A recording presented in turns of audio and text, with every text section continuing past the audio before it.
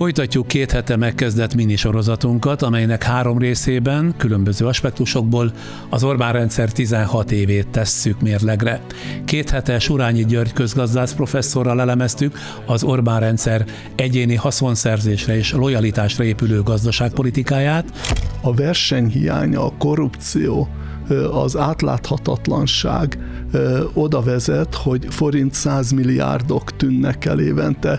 Én abban nem vagyok optimista, hogy a már megszerzett javakat milyen arányban lehet visszaszerezni. Jogállami keretek között attól tartok, hogy nagyon kevéssé.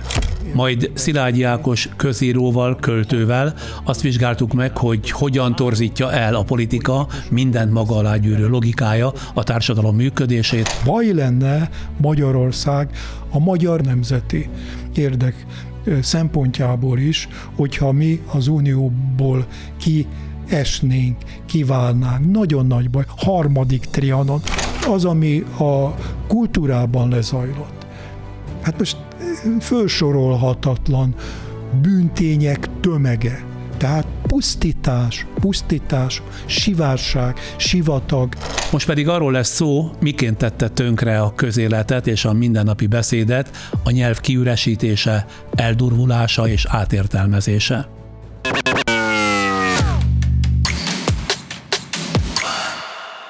Itt van a kezemben az a jelentés, amit kollégáim kértek, hogy osszam meg önökkel. Ez arról szól, hogy akik rendszeresen nézik a Friderikus podcasteket itt a YouTube-on, azoknak 47%-a még mindig nem iratkozott fel a csatornánkra. Pedig ez tényleg csak egyetlen kattintás, semmibe nem kerül.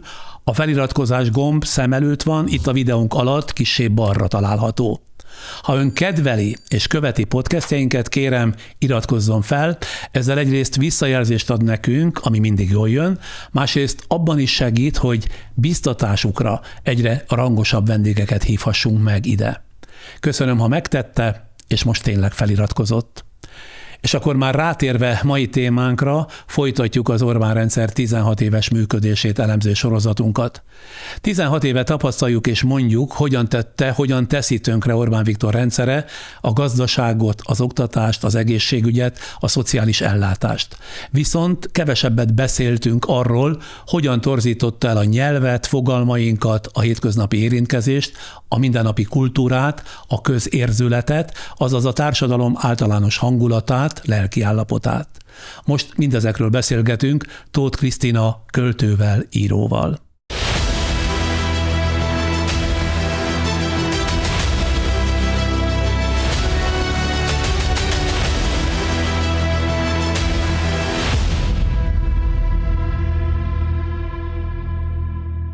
...2002-ben emlékszik, az volt a szlogen, amikor először vesztett Orbán Viktor, hogy a haza nem lehet ellenzékben. Ez is egy nagyon erősen érzelmekre ható üzenet, mi vagyunk a haza. És mindenkit kizár a haza fogalmából, aki nem ért vele egyet. Az ő életük célja, hogy ébren tartsák ezt a harci lendületet, és megvédjék az országot. Olyan sokszor megismétli ezeket az üzeneteket, hogy valójában már kiküszöböli a gondolkodást. Mint minden verbális agresszió, ez a fizikai agresszió előszobája. Vajon miért nem sikerült megakadályozni a kulturális intézmények többségének kisajátítását? Mert a Dávid és Góliát küzdelme zajlott. Nagyon egyszerűen. Tehát ilyen erőfölénnyel szemben nem lehet föllépni. Átcsapott ez az egész valami irracionális síkra. Tehát, hogy félelmek üvöltöznek egymással, és öröklött sérelmek üvöltöznek egymással az árok két oldaláról.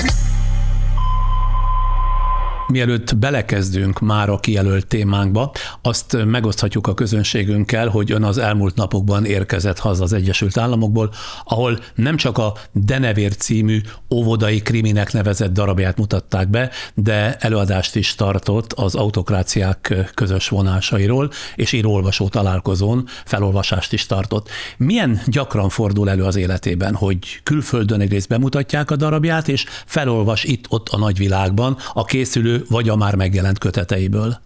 Felolvasni elég gyakran szoktam, hogyha idegen nyelven megjelenik könyv, akkor általában szokott a könyvkiadó egy bemutatást szervezni. Darabomat nagyon ritkán mutatják be, igazából elég kevés színpadi művem van. Ez a Denevér című darab megjelent angol nyelven, és Manchesterben már volt bemutatója. Nagy siker most ez New Yorkban? Ott volt még a bemutatón? Ott voltam a bemutatón, és úgy láttam, hogy nagyon tetszett a közönségnek. A második napon volt egy színpadi beszélgetés, nem mentek el, hanem nagyon érdekes dolgokat kérdeztek, és azt láttam, hogy nagyon jól rezonálnak egy olyan műre, amelyik a társadalmi megosztottságról beszél egy abszurd nyelven. Mivel először jár nálunk, röviden életrajzával bemutatom nézőinknek, hallgatóinknak, és aztán utána belekezdünk a beszélgetésbe. Tóth Krisztina 1967-ben született Budapesten, apja kereskedő volt, anyja ötvösként dolgozott. 1982 és 86 között a Képző- és Iparművészeti Gimnázium szobrász szakán tanult, a középiskolai években kezdett el publikálni. 1987 és 93 között az ELTE bölcsészettudományi karának volt a hallgatója, végzettsége szerint középiskolai magyar tanár és díszítő szobrász. 1993 és 98 között a Budapesti Francia Intézet művészeti galériájában volt kiállítás szervező. 1988-tól Lator László legendás műfordítói szemináriumának tagja lett. Íróként több franciaországi ösztöndíjon vett részt, 2002-ben 1 évet töltött Korzikán. Mit célból? Korzikai szerzőket fordítottam, és erre kaptam az ösztöndíjat. Folytatva az életrajzot, 2010-ben a stuttgarti Solitude Nemzetközi Művészeti Alkotóház ösztöndíjasa volt. 2013 óta kizárólag az írásból él, 2021-ben a berlini Literaturhaus, azaz a rangos német irodalmi intézmény vendégeként dolgozott. A Wikipédia 10 verses kötetét, 11 próza kötetét és 32 gyerekkönyvét, valamint 2 színpadi művét jegyzi, ezek közül, mint azt az imént megbeszéltük, a Denevér című színdarabját jelenleg New Yorkban játsszák. A gyerekirodalomban szokatlan témájú, humoros hangvételű, a tabu témákat is könnyedén feldolgozó műveivel hívta fel magára figyelmet. Köteteit idáig 22 nyelven adták ki. Számos rangos magyar és nemzetközi díjban részesült, köztük van a József Attila díj, a Magyar Köztársaság babérkoszorúja, a Hazám díj és több rangos nemzetközi irodalmi elismerés. Férje brit mérnök és fotográfus, 2 gyereke van, 28 éves fia zenész, 14 éves lánya tanuló. Hobbi a rajzolás és mindenféle kézműves tevékenység. Rendben volt? Köszönöm szépen. Már csak 10 másodpercre kérem a türelmét, támogatóink röviden bejelentkeznek, és elkezdjük aztán az érdemi beszélgetést. A fontos pillanatokat személyesen kell átélnünk. Raiffeisenbank. Váltsd velünk valóra. OTP Travel, mert biztosan utazik. A most következőkben arról beszélgetünk Tóth Krisztina íróval, költővel, hogy az Orbán-rendszer 16 éve miként rombolta a nyelvet, a mindennapi kommunikációt és a közérzületet, és hogyan hatott mindez a társadalom lelki állapotára. Ahogy azt a bevezetőben már megbeszéltük, ön nem volt Magyarországon, amikor a Direkt 36 című internetes lap írása és Szabó Bence nyomozó beszámolója megjelent arról, hogy az Orbán rendszer vélhetően a magyar titkosszolgálatot bevetette a Tisza párt ellen, illetve amikor napvilágot látott éppen a Washington Post hasábjain, hogy Szijjártó Péter külügyminiszter az Európai Uniós tanácskozások szünetében rendszeresen tájékoztatja a telefonon a Lavrov orosz külügyminisztert, azaz, ahogy egy uniós tisztségviselő ezt kifejezte, ez olyan, mintha Putyin, az unióval nyíltan ellenséges ország vezetője ott ülne az európai döntéshozók asztalánál. Az ember ilyeneket hallva döbbenten áll egy ilyenfokú hatalmi visszaélés, sőt árulás hallatán. Önhöz mennyi jutott el ebből, és mit gondol ezekről, ha éppen akkor New Yorkban volt? Mindkét hírt olvastam, és Szabó Bencéről azt gondoltam, hogy nagy bátorság ezzel kiállni a nyilvánosság elé, főleg úgy, hogy ismeri az erőviszonyokat, és ismeri, hogy mi zajlik a háttérben. Tehát ez nagyon felelős lépés volt, és láttam, hogy rögtön utána előállt egy narratíva, hogy valójában ő tönkretett egy fedett titkos akciót, és hogy ukrán beavatkozás történt, és azzal, hogy ő a nyilvánosság elé lépett, tulajdonképpen tönkretette a hatóság munkáját. De ez nagyon ismerős volt nekem, mert gyakran előfordul, hogy kiderül valami turpiság, és abban a pillanatban megjelenik egy olyan narratíva, ami az ellenzéket vádolja ugyanazzal a dologgal. Megfordítják magyarán. Azonnal vissza van tükrözve a történet, és ki van fordítva.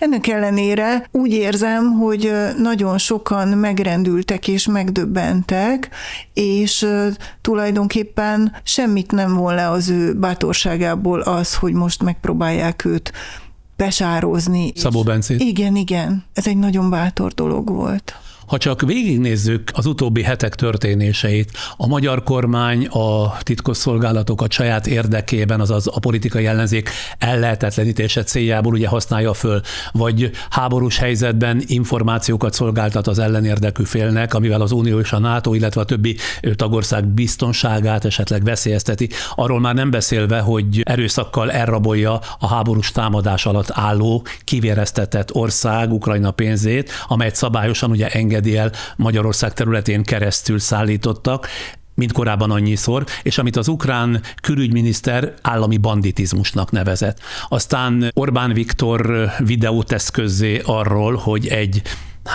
finoman, megrodjant ukrán öregember megfenyegette őt, amelynek nyomán értesíti, mármint Orbán a saját családtagjait, hogy az ukrán állam merényletre készül ellene. Mindezen közben meg napvilágot látott az a hír is, hogy Orbán orosz segítőjében állítólag fölmerült, hogy tényleg nem ártana egy álmerénylet kísérletet elkövetni a magyar miniszterelnök ellen, mert az biztos választási győzelmet hozna. Szóval rengeteg minden történik, és az ember csak kapkodja a fejét. Nyilván mindezek annak tudhatók be, hogy Orbán Viktor éppen választási hadjáratot folytat, de 1001 jele van, és volt annak, hogy mindez állandó eleme Orbán bel- és külpolitikájának, a saját hatalma kizárólagossá tételének és az Európai Unió szétverésének. Ön mivel magyarázza, hogy 1,5 évtizedet tűri ezt az egészet Magyarország? Azt hiszem, hogy fokozatosan csúsztunk bele ebbe a helyzetbe, és természetesen voltak intőjelek, de senki nem kapta fel időben a fejét, vagy ha felkapta, akkor azt mondták, hogy ez pánikkeltés. Azt hiszem, hogy a legtöbb ember nem elemzi szavakra bontva ezeket az üzeneteket. A legtöbben kapszulaként fogyasztják el, és ami a legveszélyesebb ezekkel az üzenetekkel, hogy általában nem az értelemhez szólnak, hanem nagyon erősen az érzelmekre hatnak. Kicsit úgy működnek, ahogyan régen a reklámok működtek. Fontos önnek családja egészsége, akkor vegyen ilyen-olyan provitamin. Kinek ne volna fontos a családja egészsége? Tehát azonnal úgy érzem, hogy én felelős vagyok. És ezek az üzenetek is igazából nagyon erősen az érzelmeket bombázzák, és pánikot keltenek, félelmet ébresztenek, és azonnali cselekvésre szólítanak föl. Most is tele van az utca óriás plakátokkal, fogjunk össze, csak így menthetjük meg az országot. Tehát ezek erősen érzelmi üzenetek. Amikor azt mondtam az előbb, hogy ez nem most kezdődött, akkor vissza kell nyúlni mondjuk egészen az első választási veszteségig. 2002-re gondol. Igen, 2002-ben emlékszik, az volt a szlogen, amikor először vesztett Orbán Viktor, hogy a haza nem lehet ellenzékben. Ez is egy nagyon erősen érzelmekre ható üzenet, mi vagyunk a haza. És mindenkit kizár a haza fogalmából, aki nem ért vele egyet. És közben érzem ennek a retorikának a lelkesítő erejét is. Tehát nagyon erős a közösségképző ereje. Azt az illúziót kelti a megszólítottakban, hogy egy nagy közösségnek a részei, és ők is tehetnek valamit. Tehát ő egy közösséget épített, és ez a közösség tulajdonképpen állandó háborúban áll. Állandóan meg kell védeni valamit. Mindig van egy külső és egy belső ellenség, és mindig küzdeni kell, összefogni és küzdeni. Tehát az ő életük célja, hogy ébren tartsák ezt a harci lendületet, és megvédjék az országot. Ezzel már el is jutottunk a szavakig, pontosabban, hogy miért fontosak a szavak. Miért fontos, hogy legyen közmegegyezés arról, melyik szavunk mit takar, hogy egy közösség ugyanarra gondoljon, amikor bizonyos szavakat használ. Nekem van egy olyan érzésem, hogy nagyon régen elvesztettük a közös nyelvet. Tehát, hogy beszélünk, de valójában nem tudunk kommunikálni egymással. Eszembe jut, hogy 2013-ban Vörös Sándor születésének 100. évfordulóján a Műpában léptünk föl.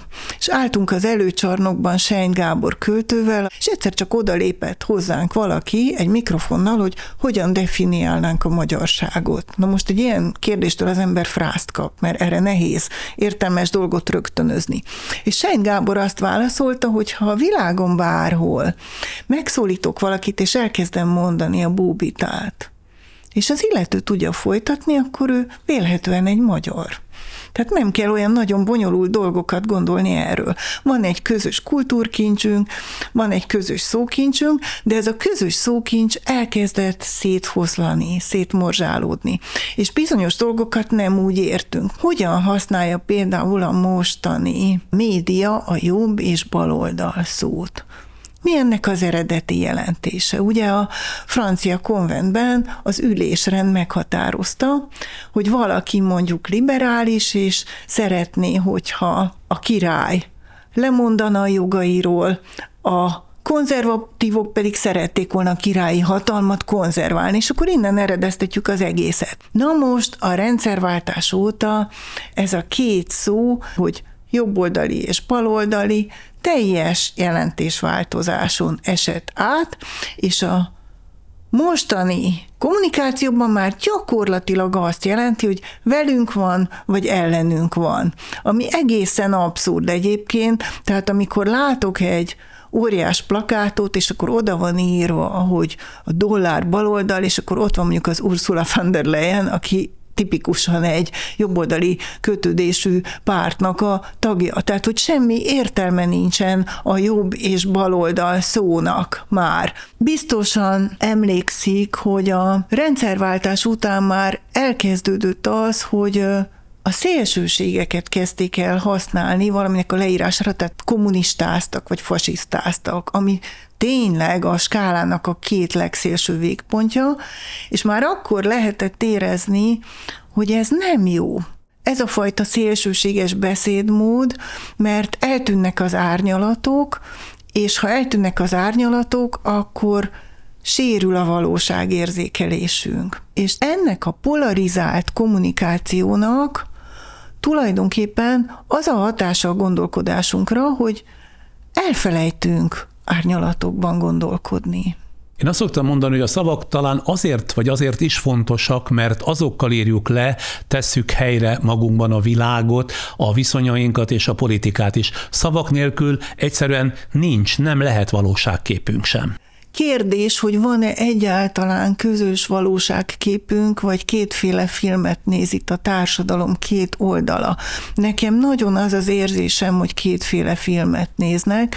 De pont azért kellenek a szavak, hogy a szavakkal a valóságképünket jó mederbe tereljük, tehát hogy azt fejezzük ki, amit látunk. Ehhez viszont egy sokkal árnyaltabb nyelvhasználat szükségeltetne, és ez ellentmond annak a fajta leegyszerűsített kommunikációnak, amelyik demokratikusnak mondja magát, de valójában nagyon lebutított, érzelmekre ható üzeneteket közvetít. És olyan sokszor megismétli ezeket az üzeneteket, hogy valójában már kiküszöböli a gondolkodást. Tulajdonképpen én azt tapasztaltam magamon is, noha én szerettem vitatkozni és érvelni, és amikor tanítottam annak idején, akkor a diákokkal is szerettem beszélgetni, hogy elkezdett kikopni belőlem ez a fajta vitatkozó hajlam, mert azzal szembesültem, hogy valójában nem észérvek csapnak össze, hanem érzelmek. Teljesen érzelmi alapra tevődött át a politizálás, és nagyon nehéz értelemmel hozzáférni ezekhez a nagyon mélyen gyökerező félelmekhez, hiedelmekhez. Ön szerint miféle zavarokat okoz egy társadalomban az, ha egy politikai hatalom hamis tartalmakat ad a szavaknak? Ha mondjuk szabadságról beszél, miközben egyéneket, közösségeket foszt meg a szabad döntés és véleménynyilvánítás lehetőségétől, mert például állás és egzisztencia vesztéssel fenyegeti a neki nem tetsző magatartásokat, véleményeket. Vagy ha polgárról beszél, miközben alatvalókat nevel, illetve alatvalói magatartásokat vár el. Ha kereszténységről beszél, miközben a jézusi erkölcsi parancsolatok mindegyikét megszegi. Örülök, hogy megemlítette a polgár szót. Néhány napja halt meg Nádasdy Ádám, nagyra becsült, kedves kollégám, és ő mondta egy interjúban, hogy kérem szépen nem mondja azt az Orbán Viktor, hogy ő egy polgár, a polgár az én vagyok. Tehát, hogy a polgár szó jelentése is teljesen kiüresedett, vagy ha azt mondják, hogy konzervatív, akkor az azt jelenti, hogy kormánypárti. Holott például a konzervativizmusnak is nagyon sokféle jelentése és arca van, mert egy embernek nagyon sokféle identitása van. Nekem nagyon sok konzervatív vonásom van, más szempontból viszont liberális gondolkodású vagyok. Tehát az emberek nem homogén módon gondolkodnak. De miféle zavarokat okoz egy társadalomban az, ha egy politikai hatalom hamis tartalmakat ad a szavaknak? Igen, ha hamis tartalmakkal töltjük meg ezeket a szavakat és kifejezéseket, akkor lebutul teljesen a kommunikáció, és a lebutult kommunikáció teljesen polarizáltá teszi a gondolkodásunkat. Tehát eltűnnek az árnyalatok, és a hétköznapi beszédben sem azt mondja már a legtöbb ember, hogy nem kedvelem, nem rokon szenvezek vele, hanem azt mondja, hogy utálom, imádom. Tehát, hogy eljutunk a szélsőségekhez, és kiveszik a gondolkodásunkból is az árnyalat, az árnyalás képessége. És tulajdonképpen megfosztja a szavainkat a valóság leíró funkciójuktól, és attól, hogy normaként használjuk őket. Ugyanis aki ezek után szabadságot, polgárt, kereszténységet mond, üres tartalmuktól megfosztott szavakat használ, és már nem tudhatjuk, hogy mire is gondol, így elkoptatott fogalmak lesznek ezek. Na de ha a politikai logikák irányítják a nyelvhasználatot, ha lózungokban gondolkozunk, a valóságleíró és a kritikai gondolkodás rombolásnak, sőt egyenesen hazárulásnak számít. Ez gondolom nem csak a nyelv elszegényítése, hanem elbutítása is a nyelvnek ez, ugye? Engem nagyon szokott szórakoztatni, hogy mivel a stadionok környékén lakom, és amikor taxival érkezem haza, akkor a taxisok mindig érdeklődnek, hogy én mit gondolok a stadionról. És valójában nem azt akarják tudni, hogy nekem tetszik-e az az épület, hanem hogy széna vagy szalma. Tehát, hogy mit szól a stadionépítésekhez, ehhez a lázhoz, ami Magyarországot jellemezte az utóbbi 15 évben. Igen, és ezzel próbálják kipuhatolni, hogy vajon én politikailag hova tartozom. És ez is nagyon érdekes, hogy be lehet sorolni valakit, hogy ide vagy oda.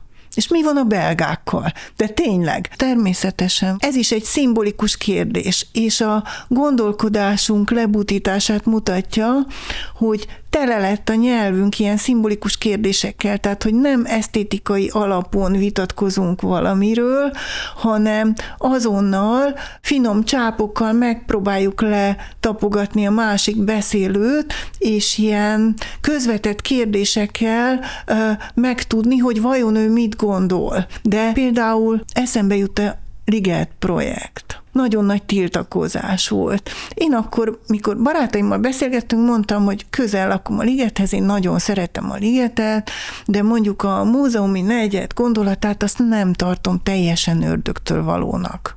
Gyanakvó tekintetek rögtön. Ez ugyanis azt jelenti, hogy ezek szerint te bizonyos kérdésekben egyetértesz, vagyis te már felpuhultál.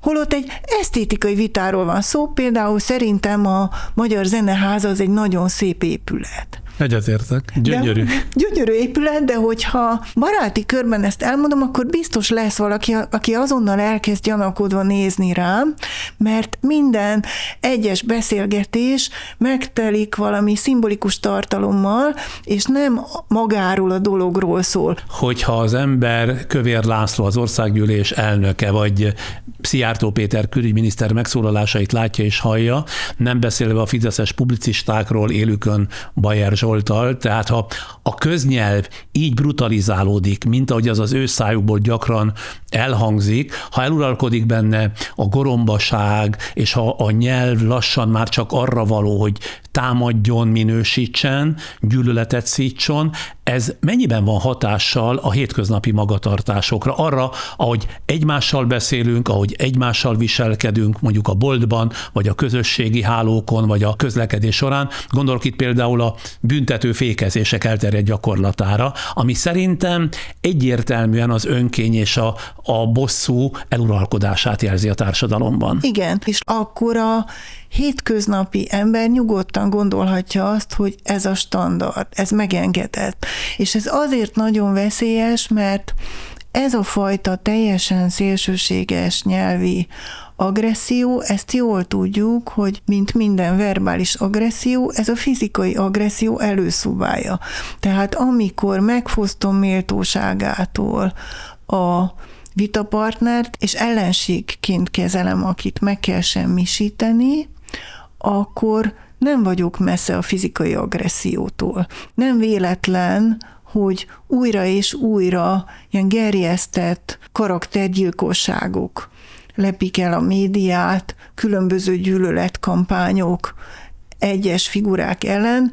Ezek fokozzák az emberekben a feszültséget, és kanalizálják az egyébként meglévő feszültségeket. Ki ne lenne feszült, hogyha mindenki sokkal többet dolgozik, mint a munkabírása, nem tud megélni, nem tudja fizetni a hiteleket, nem jut egyről a kettőre, persze, hogy tele van mindenki feszültséggel, bűnbakot kell mutatni, és akkor már tudja, hogy kire kell haragudni. Ki a felelős azért, hogy az ő élete így alakult. És nagyon könnyű ráúszítani embereket egy-egy kipécézett figurára. Tehát valakit beraknak a célkeresztbe, nagyon sok ilyen volt az utóbbi években, mondjuk Szász János jut eszembe, aki ugye részt vett az SF-én a tiltakozásokban. Szász János a filmrendező. Szász János filmrendező, és utána meghurcolták őt, amikor dokumentumfilmet forgatott a Siamik Rex szétválasztásáról, talán emlékszik, és igen, valami egészen vadregényes történet volt ott. Álmennyezetbe rejtett kazettáról, illegálisan forgatott anyagról, megjelent a rendőrség, megfélemlítő módon léptek föl. Valójában ezek üzenetek az egész szakmának, hogy ha nem viselkedtek rendesen, akkor veletek is ez történhet. Olyannyira, hogy Szász János aztán el is költözött Magyarországon. De biztosan emlékszik arra a kampányra például, amit Cseh Katalin ellen folytattak, minden határt átlépve, tehát például az esküvőjén készült fotókat kiszivárogtatva próbálták őt lejáratni. Egyébként az egy külön alkategória, amikor nők ellen folytatnak gyűlöletkampányokat, mert ott én úgy láttam, hogy még az is oda csődül a virtuális térben, akinek egyébként semmi köze a kampányhoz magához, de látja, hogy virtuális nőverés zajlik, és kíváncsivá teszi, és akkor ő is oda kommentel valamit. Tehát, hogy ezek egész ijesztőek, és úgy érzem, hogy ezeknek az a céljuk, hogy az egész szakmának üzenjenek a mihez tartás véget. Arról mit gondol, hogy a Fidesz uralom alapvetően nem a csürhe nyelvet bátorítja? Persze tudom, hogy ilyen mindig volt, minden társadalomban van is, de szerintem az vízválasztó, hogy a politikai hatalom bátorítja a csürhe nyelvet beszélőket, hogy ők úgy érezhetik, kiélhetik az alja indulataikat, hiszen a felsőbbség is ezt teszi. Én például nem vezetek autót, tömegközlekedem, és ott is érzékelem, hogy milyen felfokozott idegállapotban vannak az emberek. Pillanat alatt leüvöltik az ember fejét egy apró konfliktusnál is, és egészen elképesztő dolgok hangzanak el. A netes kommentekben is egészen elképesztő dolgok hangzanak el, és valahogy úgy érzem, hogy azzal, hogy ez a fajta beszéd legitim, ezzel kiszabadították a szellemet a palackból, és nagyon nehéz lesz visszaküldeni. Hiszen most már azért felnőtt egy nemzedék, amelyik ebbe nőtt bele, és azt látta, hogy ez lehet.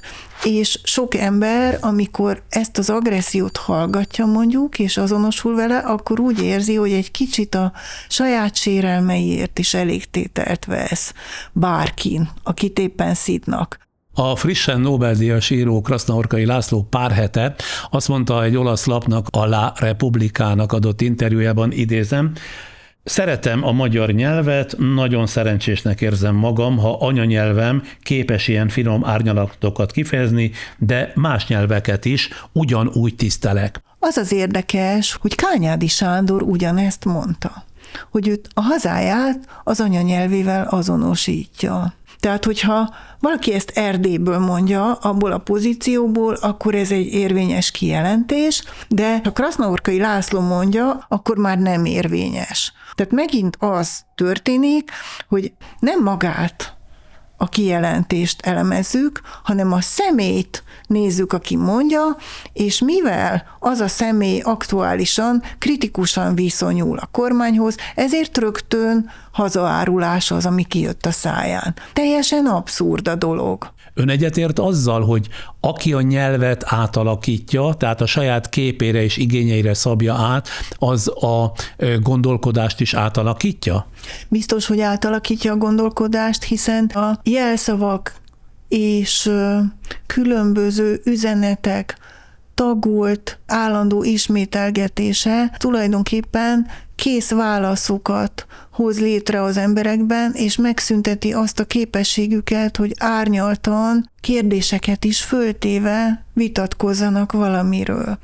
És ez kiöli belőlük a kételkedés képességét, miközben valami hamis biztonságérzetet ajándékoz. Mi egy csapat vagyunk, egy célért küzdünk, és ha jó a vezetőnk, akkor biztonságban vagyunk. Még valami eszembe jut erről, engem például nagyon zavart, amikor még az előző választások alatt elkezdődött ez a becenevezés, amikor embereket úgy emlegettek, hogy Gerike, meg Ferike, meg nem tudom, politikusokat. Ezzel ugyanis azt csugalják, hogy az illető infantilis, inkompetens, nem vehető felnőtt számba, én fölötte állok.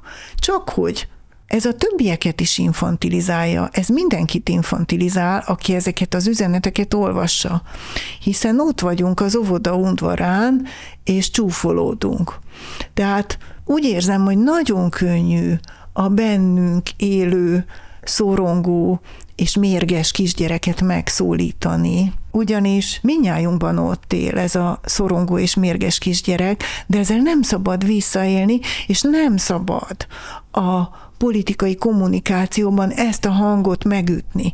Mert nem csak az ellenfelet infantilizálom, hanem mindenkit. A világ ennél sokkal-sokkal bonyolultabb, és tulajdonképpen arra kéne törekednünk nyelvileg, hogy a világot valahogy mégiscsak a maga bonyolultságában megragadjuk. Én valahogy úgy látom, hogy az ember nem pusztán a valóság tényei között él, hanem mindig értelmezi őket, tehát történetekbe illeszti a tényeket. Mondom, mire gondolok. Ha drága a hús, ezt sokféleképpen lehet kifejezni és értelmezni. Lehet szidni emiatt a kormányt, lehet szidni a hústermelőket, a gazdákat, vagy a multinacionális kereskedőket, lehet szidni az Európai Uniót, vagy éppen a közel-keleti háborút, most éppen aktuálisan.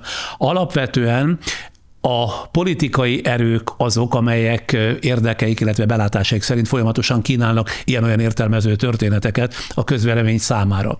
De mitől függ az, kérdezem öntől, hogy melyik értelmezés és hogyan válik meghatározóvá? Az az értelmezés válik meghatározóvá, amelyiket többször hallja egy ember. Tehát, hogyha naponta 200-szor hallja ugyanazt a rövid üzenetet, akkor az fog megmaradni az agyában, és szinte reflexzerűen feltolul válaszként, hogyha fölmerül valami kérdés. Ezek az üzenetek valamilyen módon a belső félelmeket és bizonytalanságokat hangosítják ki, és megmondják, hogy tudjuk, hogy te félsz, de mi megmondjuk, hogy mitől félsz. Majd formát adunk a te körvonalazatlan félelmednek. Szavakat adunk hozzá, hogy meg tud fogalmazni, hogy mitől is félsz. És most mindenki retteg. 1945-ben írta Bibó, hogy a magyar demokrácia válságban van, mert fél. Fél a kommunizmustól és fél a fasizmustól. És most egy nagyon hasonló helyzetben vagyunk.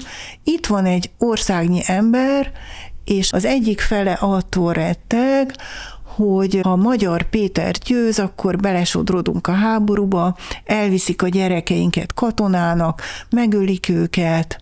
Mert az ő agyukat uraló politikai erő ezt sugallja. Igen, és gazdasági válság lesz, kész, nemzethalálpont. A másik oldal mitől retteg? Jön a diktatúra, az orosz érdekszférába sodródunk, megint beolvaszt minket majd a nagy orosz medvek, nemzethalál vége. Tulajdonképpen a két oldalról kiabálják, jaj veszékelve, hogy mekkora baj lesz. És semmiféle átjárás nincsenek észérvek, csak a puszta rettegés. És ahogy én látom, az ilyen történetmeséléseknek gyakran nem is az a céljuk, hogy igazat mondjanak, hanem hogy hiteltelenítsenek minden más történetet, és esetenként magát a józan észt is. Például hiába tudjuk logikusan végig gondolva, hogy az orosz háborúban kimerült Ukrajnának sem ereje, sem szándéka nincs megtámadni Magyarországot, főleg nem egy NATO és Európai Uniós tagországot, hiszen Ukrajna éppen segítséget remél majd ugye a védekezéshez, meg az Unióba csatlakozni szeretne, de ha nem is hisszük el azt az állítást, hogy Ukrajna támadást indítana ellenünk, azonban ha naponta ismétlik a fenyegetést, az elbizonytalanítja az embereket, és megingatja a józan gondolkodást. Így már azt sem tudjuk biztosan, hogy mi az igaz. De ha egy közösségnek nincsenek közösen elfogadott igazságai, akkor hogyan tud eligazodni a világban? Érzésem szerint már régen nem lehet magyar nyelvi beszélők közösségéről beszélni, politikai buborékokról beszélünk, és többnyire mindenki a saját politikai buborékjában igyekszik mozogni, ez ad neki biztonságérzetet, és az ottani nyelvhasználatot azt érti. De a buborékok közötti kommunikáció az tulajdonképpen megszűnt. Érdekes nyomon követni, hogy hogyan sikerült egy megtámadott ország elnökéből, egy olyan ország elnökéből, ahol több százezer ember meghalt, és... Sőt, már 1 milliónál is több. Lerohanták ezt az országot, hogy hogyan sikerült fokozatosan egy ijesztő ellenséget faragni. Magyarországon él még az a nemzedék, amelyiknek volt háborús tapasztalata, és él az a generáció, amelyik még a nagyszülőktől ezt a háborús tapasztalatot élénk emlékként megkapta történetekben, tehát ezeket a háborús félelmeket nagyon könnyű aktiválni.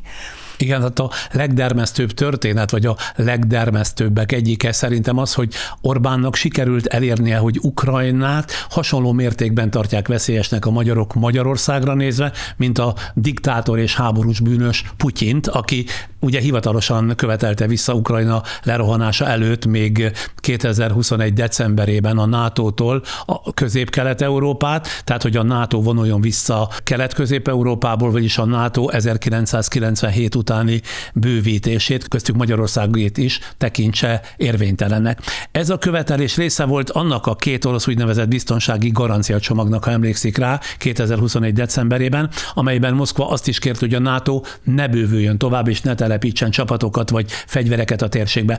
Hogy erről mit sem tud a magyar emberek jó része, én már azt is igen nagy bajnak tartom, de mintha a magyar társadalom elfeledkezett volna több mint 40 évig tartott szovjet birodalmi uralomról is, és mintha nem lenne hajlandó felfogni, vagy tudomásul venni, hogy több mint 4 éve mit művel Putyin hadserege Ukrajnában. Persze mindez a magyar kormányzati kommunikációban ugye szép szólamokban van csomagolva, szuverenitás, haza, keresztény kultúra, nemzeti nagyság. Hogyan fedhetik el ezek a szép szavak a valóságot, azaz a valós tartalmat? Úgy, hogy ez belénk épült, hogy ez a kicsi véráztatta ország, amiket állandóan fenyegetik, és a nemzet halál víziója az egy ilyen élő, létező dolog, tehát hogy minket bármikor bekebelezhetnek. Tényleg az komolyan gondolhatja a Magyarországon bárki is, hogy majd Ukrajna egyik gyarmata leszünk? Lehet, hogy most túl messzire megyek, de azért mégis elmondom, hogy az egy közismert pszichológiai jelenség, hogy a felnövekvő fiúgyerekek, akik bántalmazó apa mellett nőnek fel, azok felnövekedve nem az anya pártját fogják, hanem hirtelen a bántalmazó apa mellé állnak, miközben végignézték azt, hogy mit művel mondjuk ez a bántalmazó apa. És ennek állítólag az a magyarázata, hogy nagyon mélyen van kódolva a túlélés. Tehát, hogyha az erősebb mellé állok, akkor mégiscsak túl fogok élni. Ez már a szorongásnak az a foka, amikor tényleg azt kell mérlegelni, hogy hogyan biztosítható az én túlélésem. Ezzel azt mondja, hogy a magyar társadalom egy jelentős része azért áll Oroszország mellé, mert a fel nem ismert szorongását így vetíti ki. Nem sokkal inkább arról van szó, hogy addig súlykolják, addig mondják, míg előbb-utóbb Putyin is kedvesebb lesz a magyarok egy részének szívéhez, mint egyébként az igazságos védekező háborúját folytató Zelenszky, illetve az ukrán nép. De hogyha semmilyen érzelmi megalapozottsága ennek nem lenne, akkor nem tudná célba venni azt a pici lélekterületet az üzenet. Tehát, hogy valamilyen módon mégiscsak ki kell találni azt, hogy a propagandával hova lövök pontosan. Hogyha visszagondol, amikor 2015-ben volt a nagy bevándorló válság, és akkor itt jöttek a migránsok, igen, ahogy azt mondta a kormányzati propaganda. Jöttek a migránsok, itt is már elvált a szóhasználat, mert ugye az emberek egy része azt mondta, hogy menekültek, vagyis menekülnek valami elől, és segítséget kell nyújtani nekik, a kormányzati propaganda pedig azt mondta, hogy migránsok. És már rögtön jött utána, hogy a beszivárgó bűnözők, terroristák, stb. Tehát itt is nagyon elvált a nyelvhasználat, és itt is a félelmek voltak célba véve. Tehát, hogy terroristák, bűnözők, bajunk lesz ebből, nem fogjuk elbírni anyagilag, tőlünk fogják elvenni a munkát. Emlékszik erre az óriás plakátra, ha Magyarországra jössz, nem veheted el a magyarok munkáját, stb. Tehát, hogy meglévő félelmeket hangosított ki ezekkel a rövid üzenetekkel, és megpróbálta célba venni azt a kicsi területet, ahol azt lehetett gondolni, hogy na, ez most biztos betalál, mert nagyon sok ember félti a munkáját. Akkor voltak ugye a devizahitelek, hogy nagyon sokan nem tudják fizetni a hiteleket, még csak az hiányzik, hogy ide jöjjön valaki, és még a munkánkat is elvegye. Tehát, hogy ezek meglévő félelmek, és még csak azt sem mondanám, hogy mind irreális félelmek, hanem inkább azt mondom, hogy folyamatosan manipulálnak bennünket a különböző szorongásainkat, vízióinkat, rossz tapasztalatainkat kihangosítva. És a társadalom, illetve hát a választók nem tudtak védekezni a folyamatos úszítások ellen sem. Úszított már Orbán 2 teljes évtizeden át Gyurcsány Ferenc ellen, de hosszú évekig, ha emlékszik, Soros György ellen is úszított, aztán évekig, ahogy említette, a migránsok ellen, folyamatosan úszít most az Európai Unió ellen és Ukrajna ellen is. Tulajdonképpen azt kell mondjam, hogy mindeddig, mindenkivel kapcsolatban meglehetősen sikeresen. De miféle segítséget és kitől nem kapott meg a magyar társadalom ahhoz, hogy ellenálljon ezeknek a hamis történeteknek és a szűnni nem akaró úszításoknak? Azt hiszem, hogy a rendszeresen ismételgetett verbális és vizuális üzenetek ellen nagyon nehéz védekezni, mert ez kikezdi a személyiség integritását. Tehát, hogy elvesztjük a kritikai gondolkodás képességét, hiszen ha mindenki, aki visszakérdez, hazaárulónak van kikiáltva, akkor előbb-utóbb a különböző értelmiségi rétegek fogják az üzenetet, hogy jobb, hogyha csöndben maradnak. És ezt a kritikai képességet próbálja valahogy ez a fajta kommunikáció kiölni belőlünk, és azért beszélek többes számban, mert én magamon is érzem ennek a hatását, hogy elkezdek polarizáltan gondolkodni. Tehát az én gondolkodásomra is visszahat, pedig én egy sokkal árnyaltabb nyelvhasználó vagyok. És mégis. Nem kellett volna valakinek, nem tudom én kinek, valamiféle segítséget adni a magyar társadalomnak ahhoz, hogy ellenálljon ezeknek a hamis történeteknek, tehát hogy fölismerje ezeknek az uszításoknak a hamisságát? Ahhoz folyamatos beszélgetésre és párbeszédre volna szükség. Tehát, hogy vitatkozzunk dolgokról és beszélgessünk.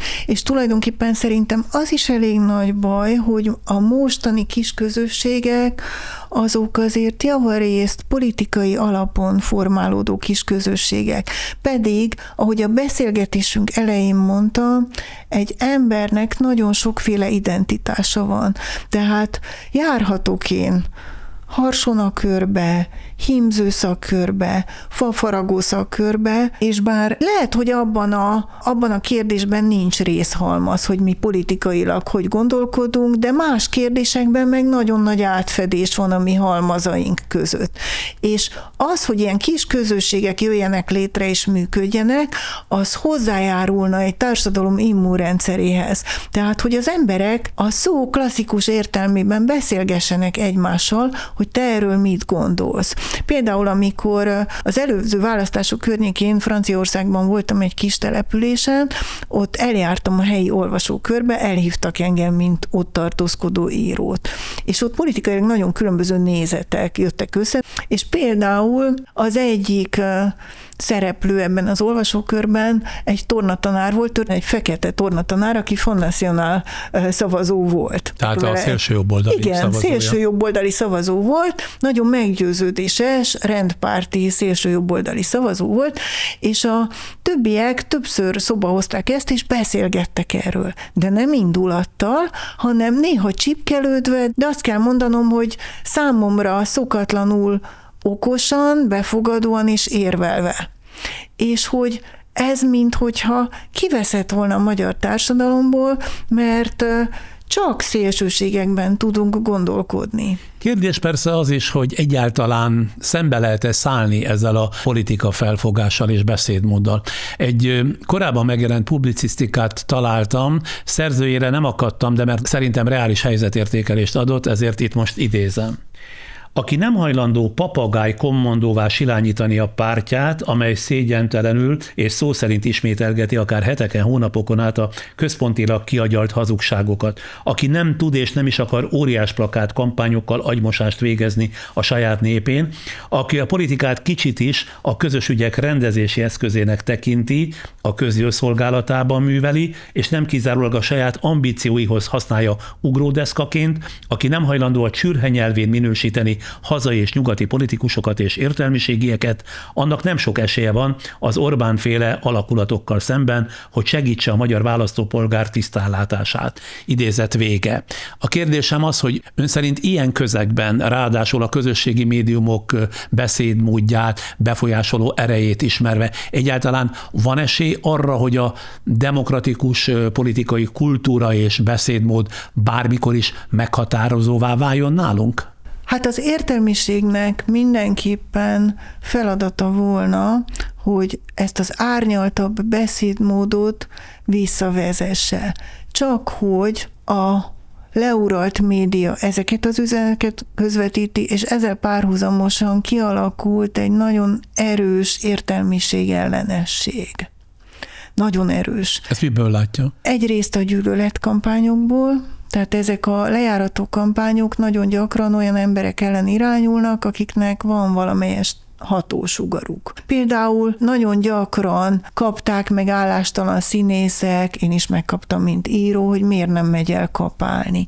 Már miért menne elkapálni? Nem az a feladata. A saját munkáját igyekszik lelkiismeretesen és szorgalommal végezni. Aztán 2010 környékén voltak a híres filozófus perek, amikor Budai Gyula, a kormánybiztos elindított egy pert, és azt hiszem, hogy Gábor György, Heller Ágnes és Radnóti Sándor, meg még mások ellen is. Volt egyébként egy erős antiszemita felhangja is ezeknek a pereknek. Az volt a lényege, hogy újrafordítottak olyan műveket, amelyeknek már van magyar fordítása, nem végeznek érdemi munkát, rettenetes pénzeket markoltak föl a semmiért.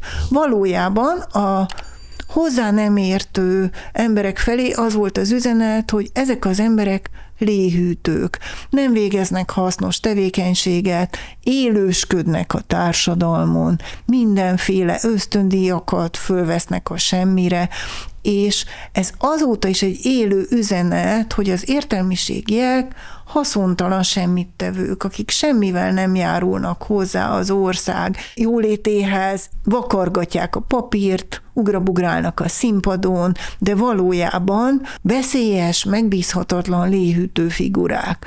És hogyan bízunk meg az értelmiségben, hogyan halljuk meg a szavát, hogyha inkompetensnek állítanak be, nevetség tárgyává teszik, és azt mondják, hogy ne hallgassatok rájuk, ezek hülyék. Tehát így nagyon nehéz visszavenni a szavakat, visszahódítani a szavakat. Mindezzel akkor azt is mondja, hogy voltaképpen nem lehet hatásosan szembeszállni ezzel a politikai felfogással és beszédmóddal? Nincs meg hozzá a kihangosító töltsér, tehát ha le van uralva a média, és folyamatosan ez az üzenet szól reggeltől estig, nagyon sokszor elismételve, akkor nagyon nehéz ezzel szembeszállni. Visszatérve még a szavakra, az utóbbi időben Franciaország és az Európai Unió is fellépett a közösségi oldalakon terjedő álhírek és dezinformációk ellen. Trump amerikai elnök ezt egyszerűen úgy intézte el, hogy szerinte ez a szólásszabadság elleni támadás. Mire Emmanuel Macron, Franciaország elnöke azt felelte, hogy őrültség lenne, ha a közösségi oldalakon nem számítana bűncselekménynek az, ami a valós életben is bűncselekmény. És a szólásszabadság nem csak jog, hanem szabály is, amit be kell tartani, például a gyűlöletúszítás vagy az antiszemita megjegyzések nem a szólásszabadság részei, hanem büntetőjogi kategóriák. Ön hogy gondolkodik mindezekről? Pontosan így gondolom én is, ugyanis a verbális erőszak az mindig a fizikai erőszak előszobája. Tehát ha dehumanizálom a másikat, akkor már csak egy lépés választ el attól, hogy fizikai erőszakhoz folyamodjak. Fegyveres konfliktusok, polgárháborúk, politikai gyilkosságok mind a szavakkal kezdődnek. Igen, és a szólásszabadság addig terjed, amíg a másik ember méltóságát nem sértem meg, mert a méltóság nagyon fontos, és állandóan megfeledkezünk a méltóságról. Egy olyan korban élünk, amelyik méltóság ellenes. Talán már nem is tudja az emberek többsége, hogy mi az, hogy méltóság. Ön hogy határozná meg? Pontosan tudom, hogy ki vagyok, mit érek, hol a helyem, és nem érinthet engem másik ember olyan jelzőkkel, amelyek kimozdítanak ebből a pozícióból. És én mindig ebből a pozícióból beszélek, nem megyek alá ennek a pozíciónak. Forgács Péter Hunky Blues című filmjében van egy mondat a kivándorló amerikás magyarokról. Az egyik beszélő azt mondja, hogy azért jöttem el ide, hogy azzá válhassak, akivé otthon válhattam volna. Ez szerintem szintén a méltóságról szól. Tehát, hogy legyünk tisztában a saját értékeinkkel, és tartsuk tiszteletben a másik értékeit. És emberi mi voltában soha ne támadjuk a másik felet. Lehet, hogy bizonyos kijelentései tulajdonságai nem tetszenek, de emberi mi voltában nem alázhatom meg. Például nem gyalázhatom, vagy nem használhatok testszégyenítést, ami egy nagyon gyakori eszköz a mostani politikai kommunikációban, és engem egyébként a kicsinyítő képzők mellett például pontosan annyira irritál a testszégyenítés. Például én ugyanannyira nem szeretem mondjuk, hogyha Schmidt Mária külsején ércelődnek, mint hogyha Vásárhelyi Mária külsején ércelődnek. Ez nem fordulhat elő. És ez az én méltóságomat is sérti. Tehát nem tehetek valakit gúny és nevetség tárgyával csak azért, mert másként gondolkodik. De onnan indultunk, hogy a különböző konfliktusok, polgárháború, politikai gyilkosságok mind a szavakkal kezdődnek. A véres konfliktusoknak mindig van előkészítése a propagandában, az ellenfél dehumanizálása, nem ember, az csak poloska, stb. Ugyanis ez előkészíti a terepet az ellenség likvidálására. Ön szerint tartunk-e már Magyarországon ott, hogy ez a veszély fennáll? Amikor most láttam a tüntetők és ellentüntetők lögdösödését különböző helyszíneken, akkor én azt gondoltam, hogy ez egy nagyon veszélyes tendencia, hiszen akik lögdösödnek, vagy akik visszalöknek, mind a ketten úgy érzik, hogy fel vannak jogosítva erre, mert nekik igazuk van. És ez egy pattanásig feszült helyzet, és ezt nagyon hosszú verbális agresszió előzte meg. És ez egy borzasztó nagy baj. Vagy ha a kommenteket nézem, az félelemkeltő. Tehát abból lehet azt gondolni, hogy aki ilyet leír, az bármire képes, mert nem írhatja le valaki büntetlenül azt, hogy hogy dögölné meg, vagy történne veled ez meg az, és utána elmegy mondjuk vacsorát főzni, vagy lemosatni a kocsiját, mert ha megszületnek ezek a mondatok fejben, akkor ott már ennek az agresszivitásnak van egy fészke, amit csak ki kell egy kicsit bővíteni majd. Ezek nagyon veszélyes dolgok, és nem csak arra veszélyes, akit megtámadnak, hanem arra nézvést is veszélyes, aki leírja, mert azt nem fogjuk föl, hogy amikor elmegyünk a határokig, akkor az ránk nézve is veszélyt jelent. Na akkor itt most következik 40 másodpercnyi támogatói spot, és aztán folytatjuk a beszélgetést. Gurul, suhan, viháncol a kék. Idomul, öltöztet, tetszik, már szép. Te és autód így teljes a kép. Jól áll neked a boldogság kék. Új Nissan Micra. Ha nagy leszek, nekem is pont ilyenem lesz. A világ szépségei felfedezésre várnak. OTP Travel, mert biztosan utazik. Egy megbízható partnerrel a hátunk mögött felszabadultan élvezhetjük azokat a pillanatokat, amik igazán számítanak. Raiffeisenbank. Váltsd velünk valóra!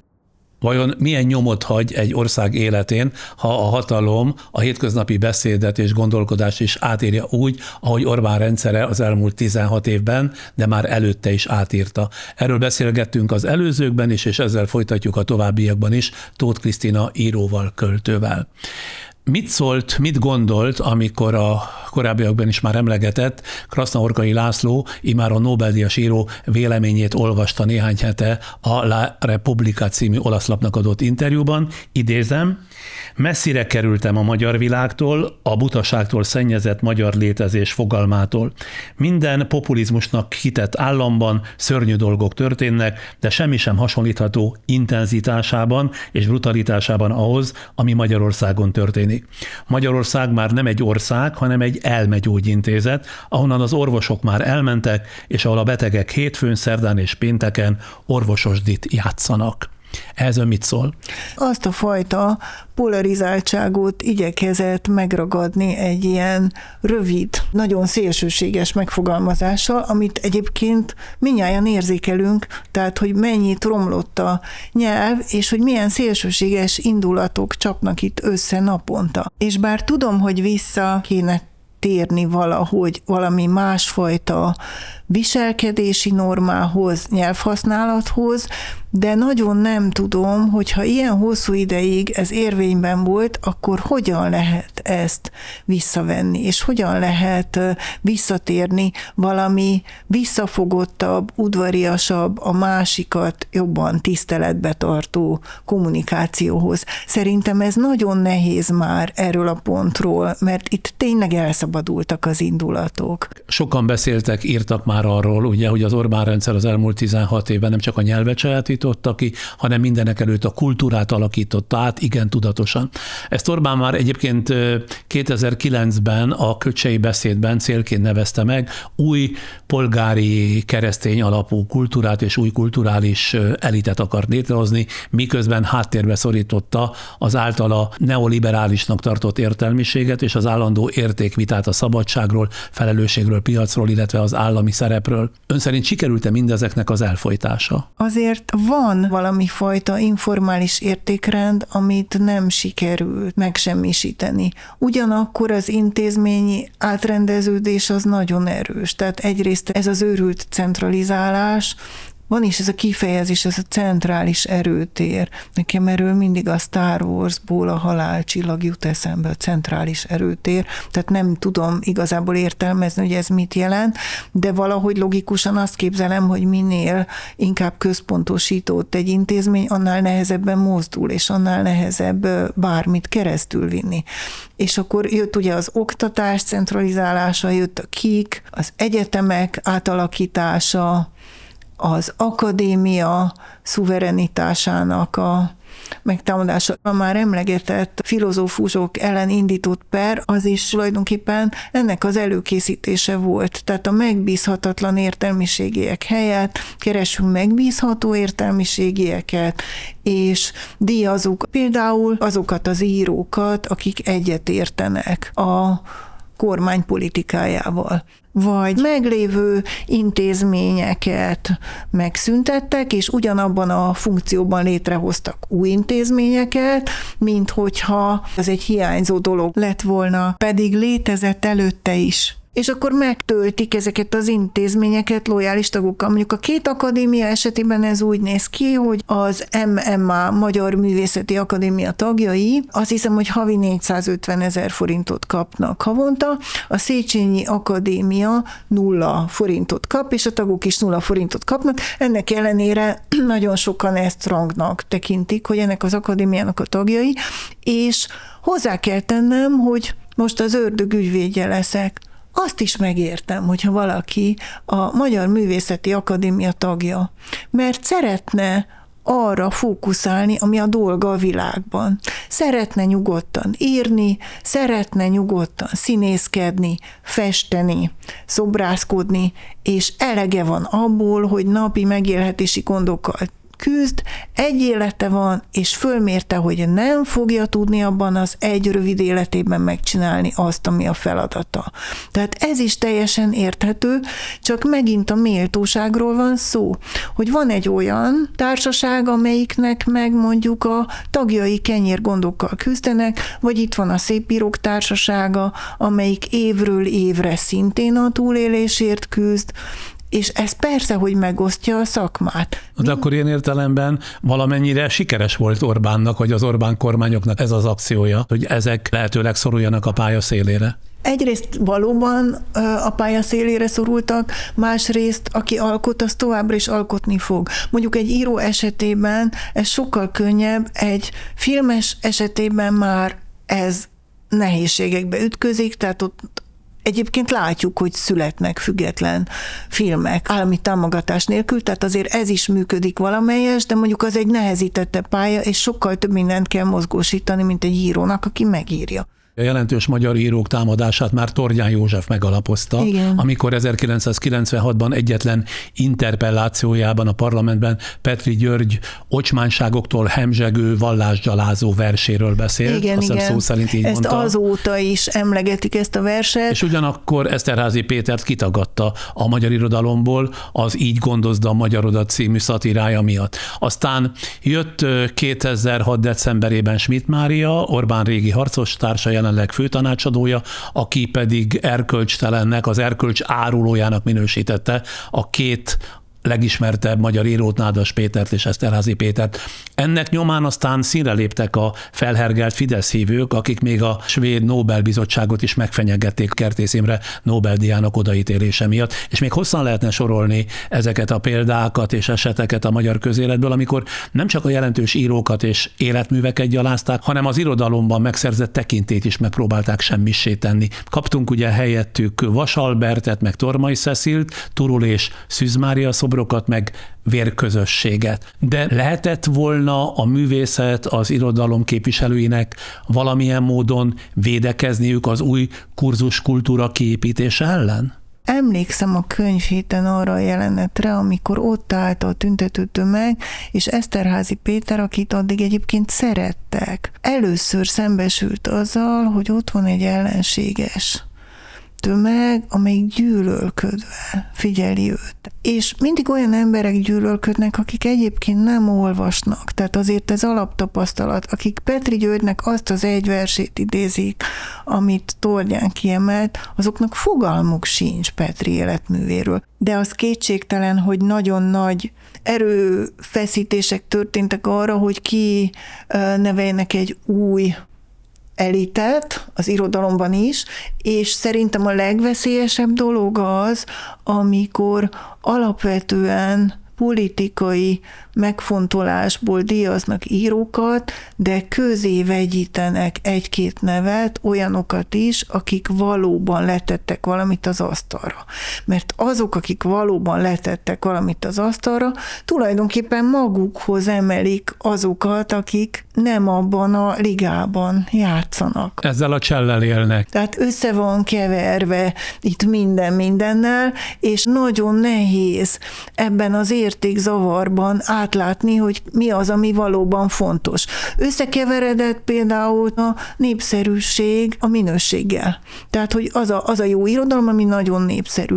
És tudja, ebben az a csell, hogy ez hol igaz, hol nem. Mert nem lehet azzal az elitista érvel se élni, hogy minden, amit nem olvasnak, az nagyon magas, kiváló irodalom, és minden, amit olvasnak, az vacak. Ez már régen nem igaz.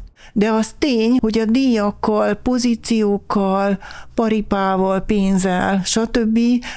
Létrehoztak egy új elitet, csak azt gondolom, hogy a szakmák magukon belül azért tudják az értékrendet.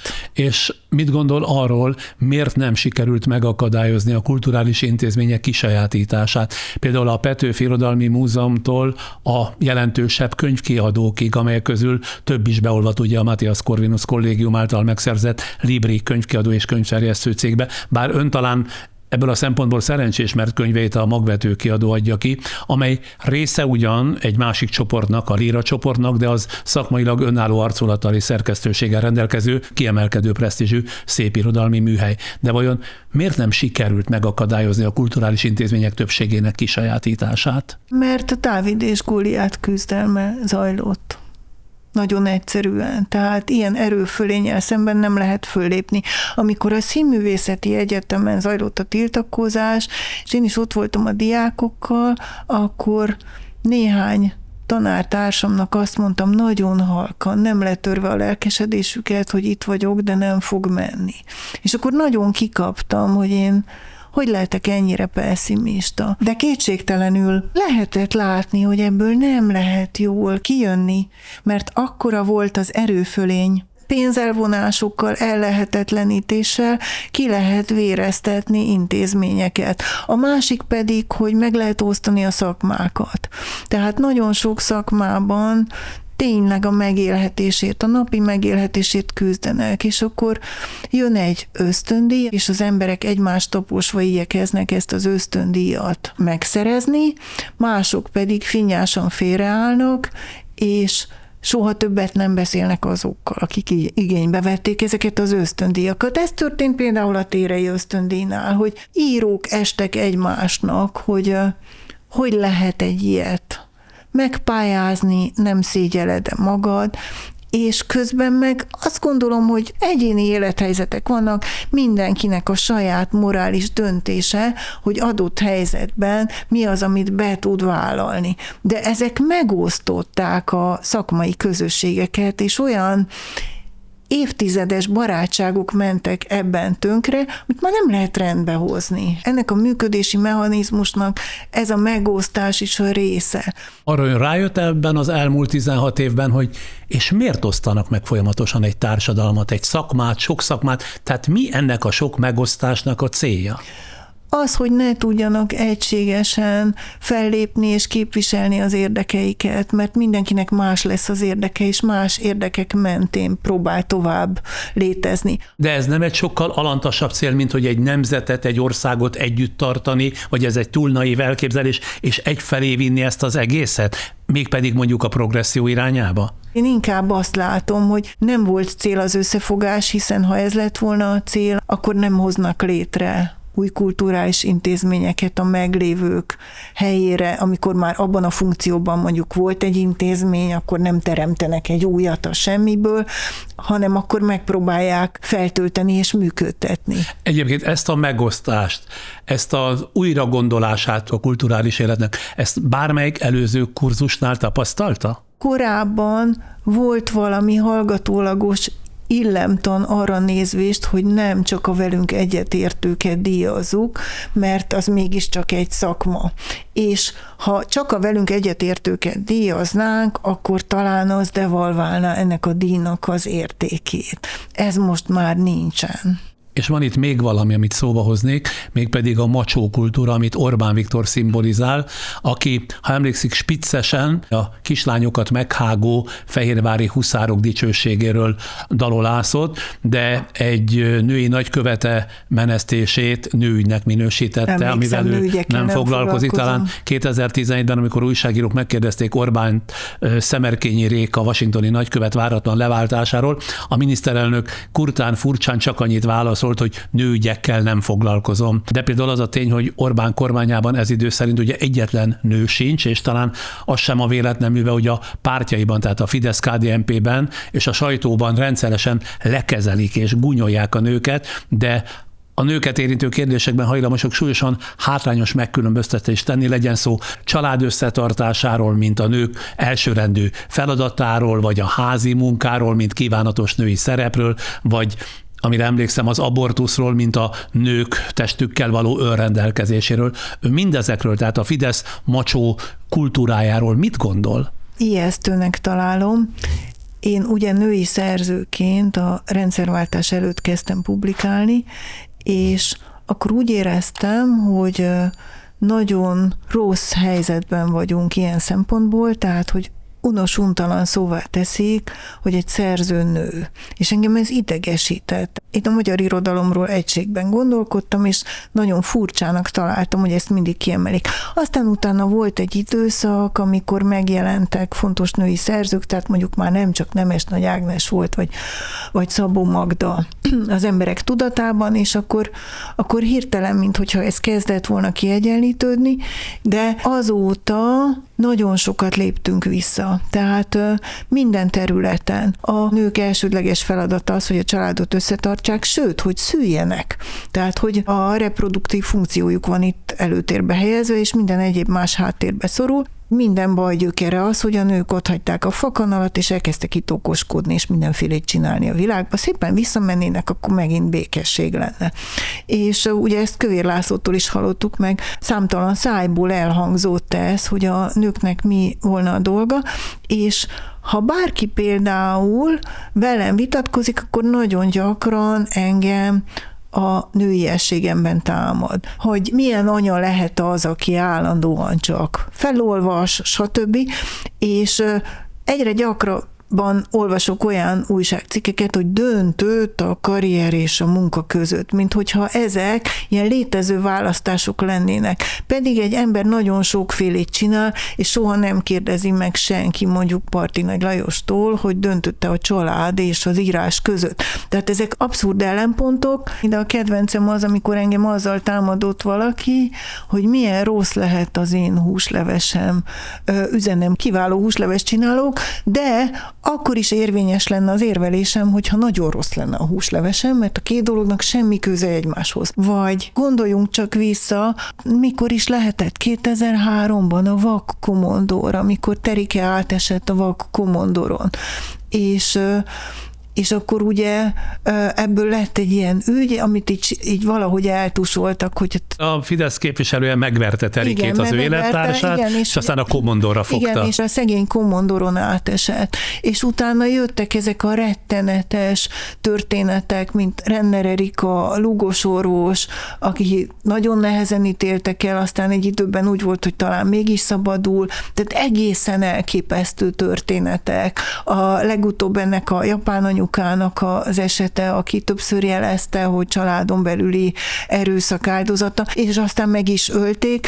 Tehát, hogy itt nagyon komoly teendő van, és nem állintézkedésekre van szükség, hiszen ha a politikai kommunikációban a nőket le lehet értékelni, és ha egy női érvelést le lehet azzal söpörni, csücsörítve, hogy csacsiságokat beszél, akkor ne csodálkozzunk azon, hogyha egy átlag családban azt gondolja mondjuk az erős macsó férfi, hogy ki kell oktatnom az asszonyt, és hogyha nem viselkedik rendesen, akkor meg kell büntetnem. Tulajdonképpen megyünk vissza az időben, és egyre inkább úgy érzem, hogy ez a fajta kommunikáció, ez megerősíti ezt a macsó kultúrát. Mert ami itt történt a nőkkel ebben az időszakban, az egészen elképesztő, ugyanis a Fidesz kommunikációja fölerősítette a nők elleni erőszakot, és azt, hogy ne kezeljék a nőket egyenrangú partnerként. Azt azért láttuk, hogy hogyan vitte el mondjuk Novák Katalin a balhét, vagy mi történt Varga Judittal,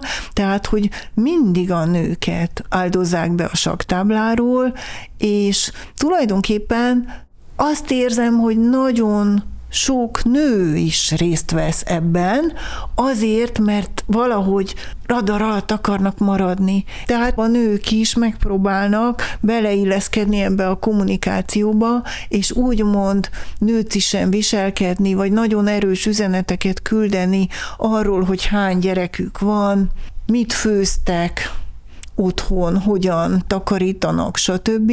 Ez teljesen abszurd. Néhány évvel ezelőtt láttam egy interjút, fiatalokat kérdeztek meg arról, fiatal lányokat, hogy hány gyereket akarnak szülni, de nem az volt a kérdés, hogy akar-e szülni, hanem hogy hányat akar szülni. És ez azért furcsa, nem? Lehet, hogy 5, de lehet, hogy 1 se, vagy nem tudja. Miért tudná egy 20 éves? Én úgy képzelem a saját élettapasztalatom alapján, hogy az ember 20 évesen nem tervez, hogy 1, 2, 3, hanem alakul valahogy az élete. Ha jól alakul, anyagi biztonságban érzi magát egy stabil párkapcsolatban, stabil jövőképpel, akkor fog szülni. Ha nem érzi magát anyagi biztonságban, stabil párkapcsolatban, kiszámítható jövőképpel, akkor nagy valószínűség szerint nem fog szülni.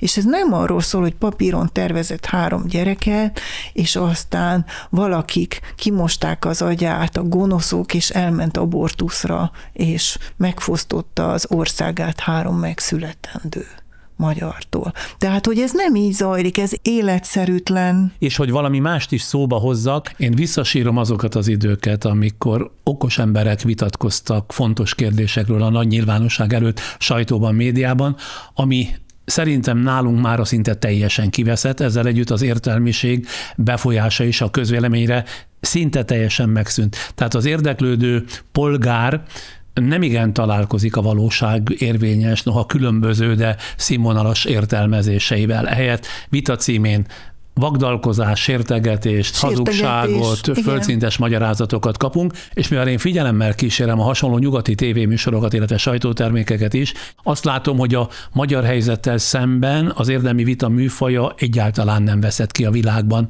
Lehet, hogy színesebb és szórakoztatóbb lett, de nem vált lapos és ostoba propagandává. Magyarországon miért silányult ilyenné?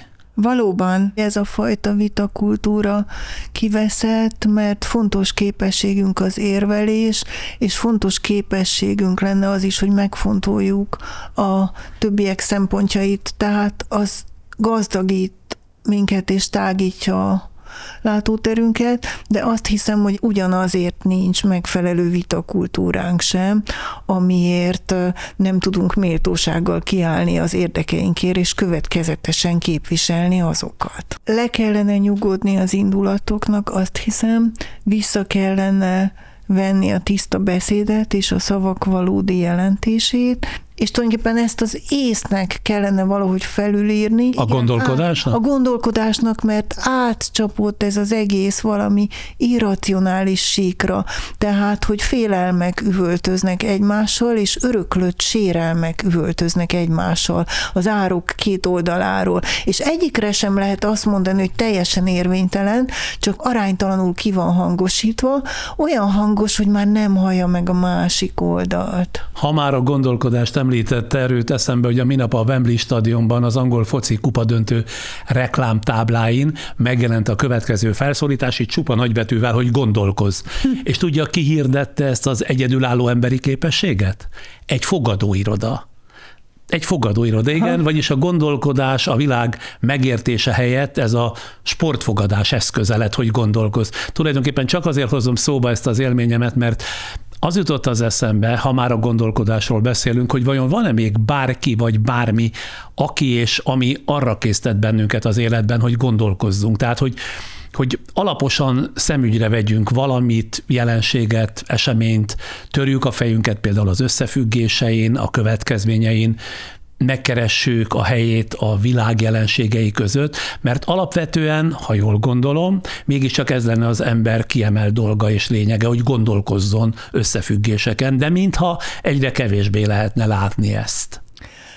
Hát gondolkozni fárasztó dolog, és sokkal jobban szeretjük, hogyha valami azonnal érthető és átlátható, mert az leveszi a vállunkról a gondolkodás terhét. Tehát sokkal jobban szeretjük, hogyha helyettünk gondolkodnak, és már a kész üzenetet, mint egy bagolyküpetet megkapjuk, és nekünk már nem kell rágugatni, meg szétszálazni. Mert gondolkodni az egy összetett és tulajdonképpen fárasztó folyamat, tehát különböző lépéseken kell végigmenni, és ha ezt más elvégzi helyettünk, akkor tulajdonképpen miért bibelődnénk vele. De ha azt kérdezi, hogy mi tud minket visszavezetni, akkor azt kell mondanom, hogy egy idealistával beszél, mert én azt gondolom, hogy az olvasás például visszaadhatja a gondolkodás képességét. Tehát a történeteken keresztül nagyon sok mindent megérthetünk a világról és magunkról is.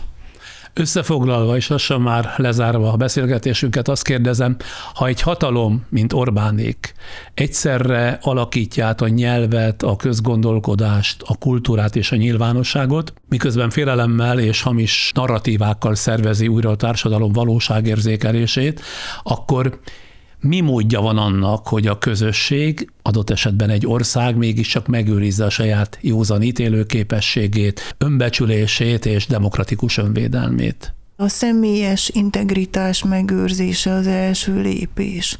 Azt, hogy belül megpróbálom megóvni a saját belső iránytűmet, és nem hagyom, hogy ezt az iránytűt megmágnesezze a sokféle kívülről érkező üzenet. De ez nem olyan egyszerű azért. Ezt egyáltalán nem egyszerű, de hogyan őrizhetné meg egy közösség a függetlenségét, ha a személyek nem tudják megóvni a személyes integritásukat.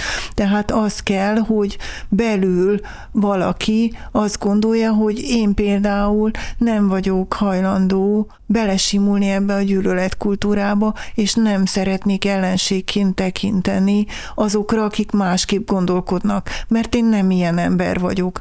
Nagyon sok olyan meggyőződéses keresztényt ismerek, aki nem tud azonosulni bizonyos politikai üzenetekkel, de nagyon mélyen hívő keresztények. És még egyéb sok részhalmazt felsorolhatnék, ahol azok az emberek, akik ebbe a részhalmazba tartoznak, azok küzdenek a személyes integritásukért. És azt mondják, hogy ezzel egyetértek, ezzel viszont nagyon nem értek egyet. Tehát, hogyha csak feketén és fehéren gondolkodom, és azt gondolom, hogy minden üzenettel egyet kell értenem, ami az én politikai oldalam üzenete, és mindenre haragudnom kell, amit a másik oldal fölvet, akkor nem fog létrejönni párbeszéd.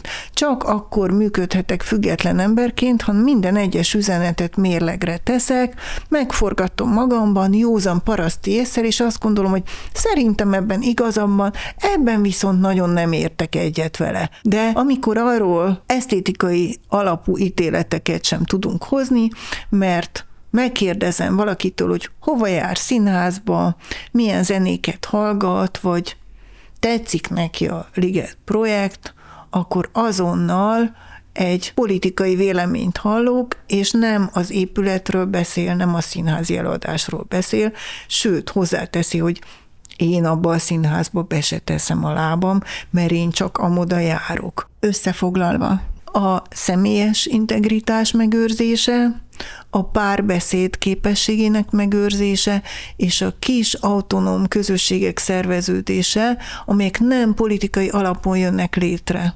Ezek nagyon fontos lépések. Ahhoz, hogy ne indulatból kommunikáljunk, hanem megpróbáljuk észérvek mentén meggyőzni a másikat, vagy legalább meghallgatni a véleményét. És lát erre esélyt a mai Magyarországon? Most pillanatnyilag én erre nem sok esélyt látok, és attól félek, hogy nagyon hosszú idő lesz ezt újra felépíteni, mert annyira polarizálódott a társadalom, és olyan indulatok kavarognak mindkét oldalon, hogy én úgy érzem, hogy évtizedekbe fog telni, amíg ezek a sebek begyógyulnak, és eljuthatunk egy normális kommunikációhoz.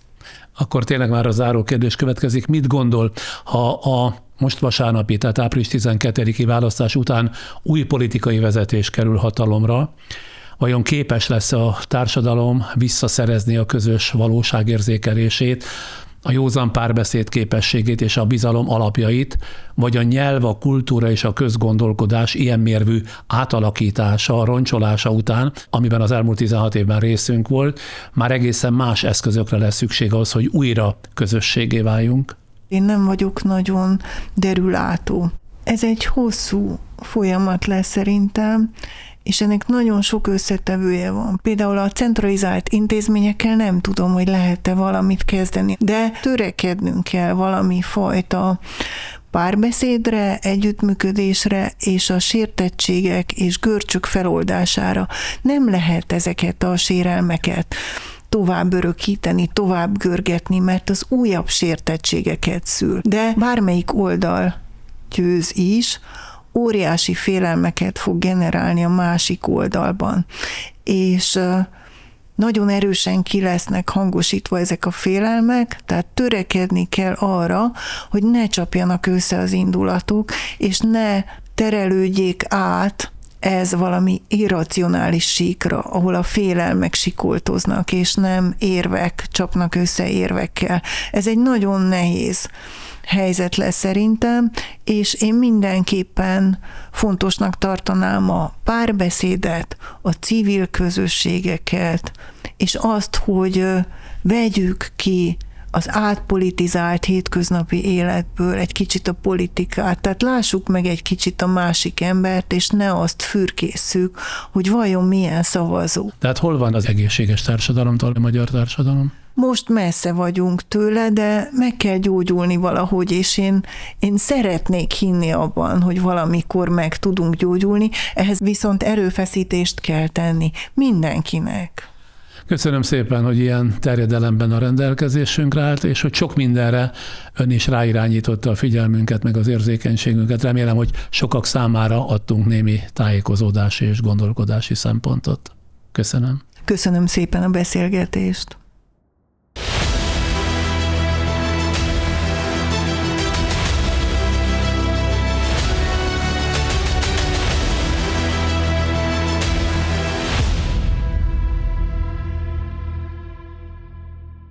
Ezúttal az Orbán-rendszer 16 évét elemző 3 részes sorozatunk záró epizódjában Tóth Krisztina íróval, költővel leginkább arról beszélgettünk, hogy hogyan befolyásolta, illetve tette tönkre a nyelvet, fogalmainkat, a hétköznapi érintkezést, a mindennapi kultúrát, a közérzületet, azaz a társadalom általános hangulatát, lelkiállapotát Orbán Viktor 16 éve fennálló rendszere.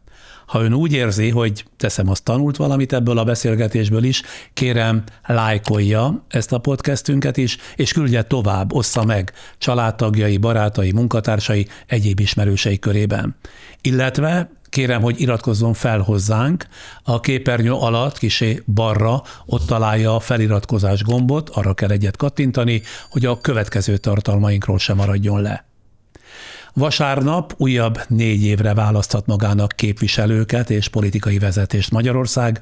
Aki még nem biztos a dolgában, esetleg nézze, hallgassa meg ezt a beszélgetést, illetve az Orbán-rendszer működését elemző sorozatunk ezt megelőző első és második részét is, melyekben előbb Surányi György közgazdász professzorral azt jártuk körül, hogy az Orbán-rendszerben 16 év alatt miként épült a gazdaságpolitika az egyéni haszonszerzésre és a lojalitásra, és mindezeknek miféle következményei lettek, illetve a sorozat második epizódjában Szilágyi Ákos közíróval, költővel arról beszélgettünk, hogyan torzította el a társadalom működését a politika mindent maga alá rendelő logikája ebben a mögöttünk tudható kicsivel több mint másfél évtizedben.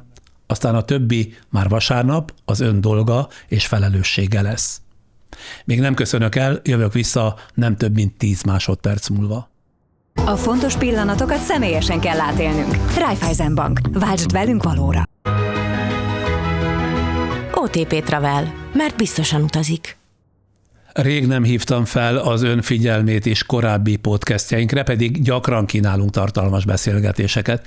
Például valamikor az év elején a növények rejtett, titkos kommunikációjáról Martin Heinével, egy német növényszakértővel beszélgettem.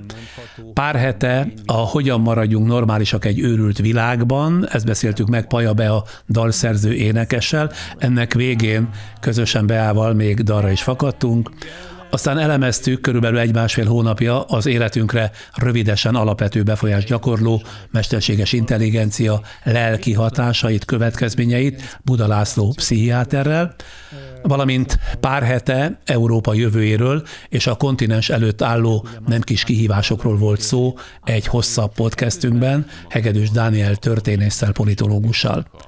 Ezeket, de a mostanival együtt 140 podcastünket is ajánlom a figyelmébe, sok eredeti történettel és gondolkodóval találkozhat itt. És ha már a YouTube csatornánkat veszi célba, esetleg tallózzon archívumunkban is, ahol korábbi tévéműsoraim 371 emlékezetesebb részletét is megtekintheti. Például beszélgetések sorozatát ismert emberekkel, aztán lírai riportokat az Én mozim egykori tévésorozatomból, tudományos interjúkat például a közönség kedvenc Lukács Béla elméleti fizikussal, de más tudósokkal, kutatókkal is, továbbá 6-7-8 éves gyerekekkel készült beszélgetéseimet az élet kis és nagy dolgairól, és hogy kéne hagyjam a Friderikus Show 90-es években adásaiból is, ott van a 371 archívanyag között több tucat, a műsor kedvéért a 90-es években stúdiókba látogatott meg annyi világsztárral, de szórakoztató élmény nyújtanak a meglepő és mulatságos klasszikus adása is, köztük megtalálhatja az összes vicces állinterjút is, amikor áriportereink híres embereket vittek a jégre, nem is akárhogyan. Ennyit a múltról, viszont, és ez egy bejelentés már, miközben a Friderikus Podcast kereteit sem hagyom el, néhány hétig szombat esténként birtokba veszem az RTL képernyőjét is, ahol április 18-ától a jövő szombattól esténként egy szórakoztató beszélgetős műsorba kezdünk. Ez egyfajta kísérlet is lesz. Minden alkalommal 5-5 különböző műfajt képviselő ismert és ismeretlen vendég ül majd körbe egy asztalt, egy kis közönség jelenlétében, hogy nyugodtan beszélgessünk, ki minden különösebb attrakció, cirkusz nélkül megoszta saját aktuális sztoriát, történetét, miközben ezzel az egésszel azt próbáljuk kideríteni, hogy van-e még helye ebben a túlpörgetett világban, a televíziózásban, annak a régi pofon egyszerű műfajnak, amikor emberek csak leültek és kedvükre beszélgettek minden különösebb tét nélkül. Tehát ez a Friderikus Talk Show, mert ez a műsor címe, az RTL képernyőjén lesz látható április 18-ától a jövő szombat estétől kezdve. De azelőtt, kérem, ne feledjék, hogy most hétvégén vasárnap mindannyian tehetünk azért, hogy ez az ország olyan legyen, amilyennek szeretnénk. Kérem, menjenek el választani.